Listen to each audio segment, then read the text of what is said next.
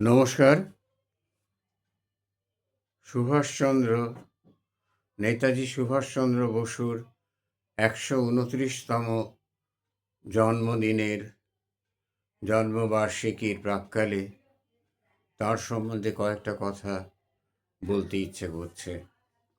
আর এই কথাগুলো বলতে গিয়ে বহুদিন আগে বর্তমান পত্রিকায় প্রকাশিত ডক্টর জয়ন্ত চৌধুরী, রন্তিদেব সেনগুপ্ত এবং ডক্টর স্বরূপপ্রসাদ ঘোষ প্রমুখ বিদগ্ধ মানুষের প্রবন্ধ থেকে কিছু সাহায্য গ্রহণ করলাম, ঋণ গ্রহণ করলাম।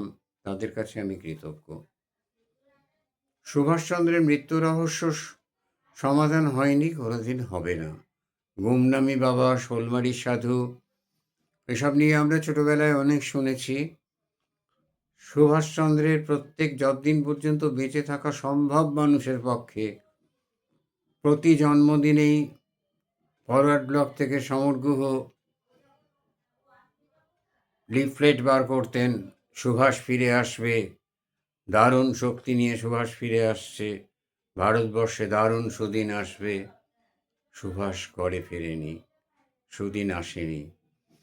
সুভাষকে পছন্দ করতো না তৎকালীন কোনো রাজনৈতিক নেতা, বিশেষত কংগ্রেস তো নয়ই, কমিউনিস্ট বামপন্থীরাও সুভাষকে পছন্দ করেনি, বুঝতে পারেনি তারাও। নেহেরু গান্ধী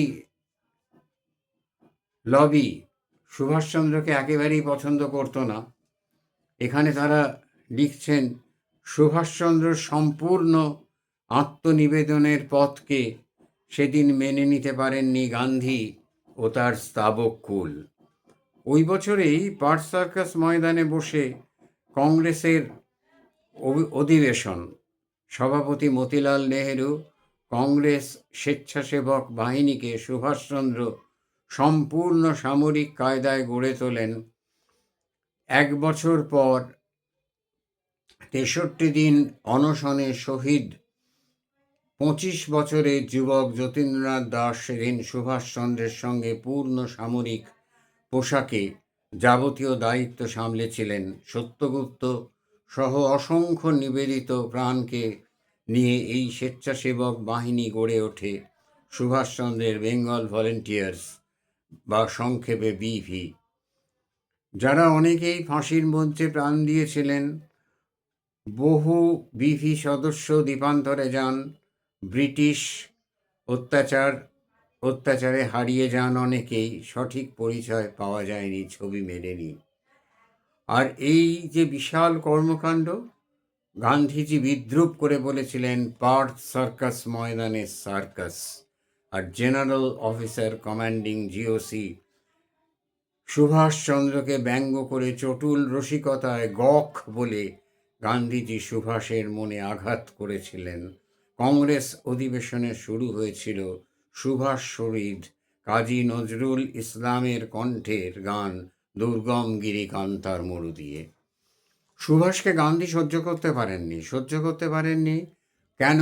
সুভাষের মধ্যে যে মেধা, মনীষাদীপ্ত বিপ্লবী সত্তাকে পোষ মানাতে পারেননি গান্ধী। সেই জন্য হরিপুরায় 1938-এ 13ই ফেব্রুয়ারি ভারতীয় জাতীয় কংগ্রেসের 51তম অধিবেশনে সভাপতি হলেন দীর্ঘ কারাবাস থেকে প্রত্যাগত সুভাষচন্দ্র। প্রায় 2 লক্ষ প্রতিনিধির তুমুল হর্ষধ্বনির মধ্যে স্বাধীনতার স্বপ্ন বুকে নিয়ে সুভাষচন্দ্র দীর্ঘ বক্তব্য রেখেছিলেন। মঞ্চে ছিলেন গান্ধীজি, সর্দার প্যাটেল, নেহেরু, আজাদ, সীমান্ত গান্ধী প্রমুখ লোকেরা। হরিপুরার এই ঐতিহাসিক ভাষণে সুভাষচন্দ্রের রাষ্ট্রনায়ক রূপটি ধরা পড়ে, তার ভাবনার দলিল এই ভাষণটি। কিন্তু সমস্যা হলো, সুভাষচন্দ্রের এই বাগ্মিতা, সুভাষচন্দ্রের এই দেশের প্রতি এই ভালোবাসা, সুভাষচন্দ্রের এই অধিনায়কত্ব দেবার যে ক্ষমতা, গান্ধী সুভাষকে বরদাস্ত করতে পারলেন না। 1939 সালে ত্রিপুরী কংগ্রেসে সুভাষচন্দ্রের বিরুদ্ধে গান্ধীজি তার মনোনীত প্রার্থী পট্টাভি সীতারামাইয়াকে দাঁড় করালেন, এবং পট্টাভি সীতারামের হেরে যাওয়া, মানে বিপুল প্রচেষ্টা, বিপুল অপপ্রচার, বিপুল সুভাষ বধের বিপুল প্রচেষ্টা সত্ত্বেও ভোটের ফলাফলে দেখা গেল সুভাষচন্দ্র 1580 এবং 1377 ভোটে জয়ী হয়েছেন। গান্ধীজি এতটাই মর্মাহত হলেন যে গান্ধীজি বললেন সুভাষের পট্টাভির পরাজয় আমার পরাজয়। গান্ধীজি স্ট্যাম্প দিতে পারলেন না, সীতারামাইয়ার মানে কংগ্রেসের অনুমোদন পেল না সুভাষের এই জয়। সীতারামাইয়ার পরাজয় আমারই পরাজয়। শেষ দিকে গান্ধীজির ঐতিহাসিক উক্তি, যাই হোক সুভাষবাবু দেশের শত্রু নন, দেশ বরেণ্য নেতাদের এত কাণ্ডের পরেও সুভাষচন্দ্র গান্ধীজির সেবাগ্রামে গিয়ে আলোচনা চালান, তবুও কঠিন হৃদয় মহাত্মা স্বঘোষিত। গান্ধী বিবৃতি দিয়ে জানালেন, যেহেতু মতের অমিল, সেখানে একসঙ্গে কাজ করা অসম্ভব।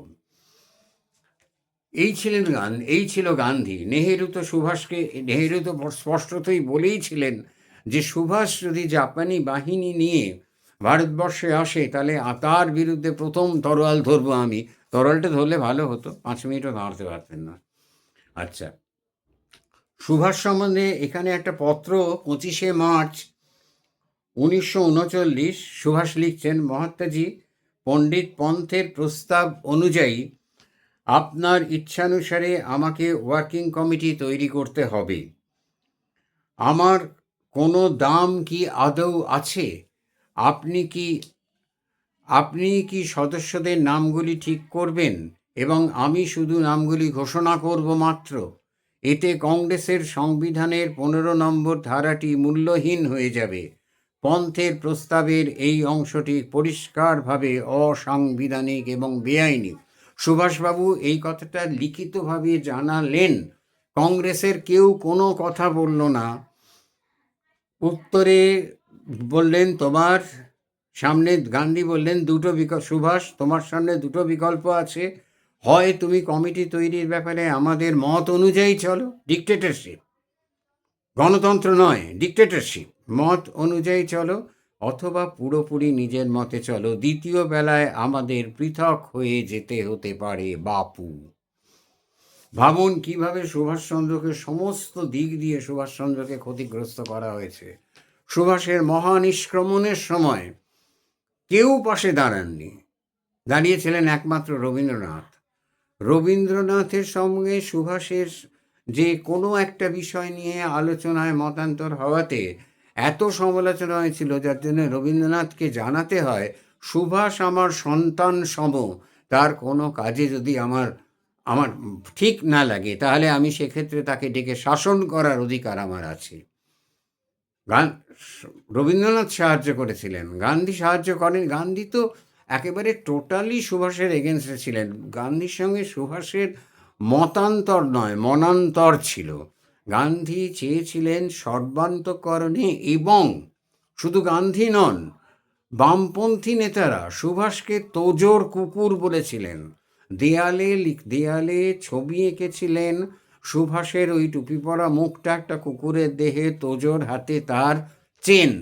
পরবর্তীকালে এই বামপন্থীরা বললেন যে আমরা এটা ঐতিহাসিক ভুল, ওর সব তো ভুল করে, সেই সময়কার মজাটা লুটে নেওয়া গেল, তারপরে সেটাকে ঐতিহাসিক ভুল বলে চালিয়ে দেওয়া হলো। এই এক ভারী মজার খেলা ওদের আছে। তো সুভাষচন্দ্র উনি তাই হোকুর বিমান দুর্ঘটনায় উনি যে মারা যাননি, এ কথা 100% সত্যি।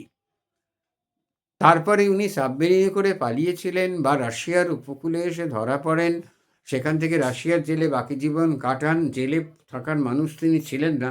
হয়তো বেরিয়ে ভারতে আসেন, হয়তো তিনি উমনামি বাবা, হয়তো তিনি এখানকার কোনো সাধু সন্ন্যাসী হয়ে লুকিয়েছিলেন, জানা যায় না। তবে একথা ঠিক যে সুভাষচন্দ্রকে ইতিহাস সুভাষচন্দ্রের ওপরে সুবিচার করেনি, সুভাষচন্দ্র বোসের ওপরে ইতিহাস সুবিচার করেনি।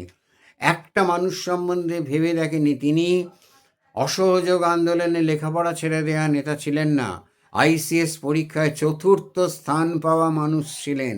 তার শিক্ষা ছিল, তিনি চেয়েছিলেন ভারতবর্ষ সম্পূর্ণভাবে স্বাধীন হোক।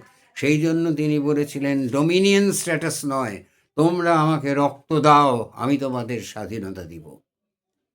নমস্কার।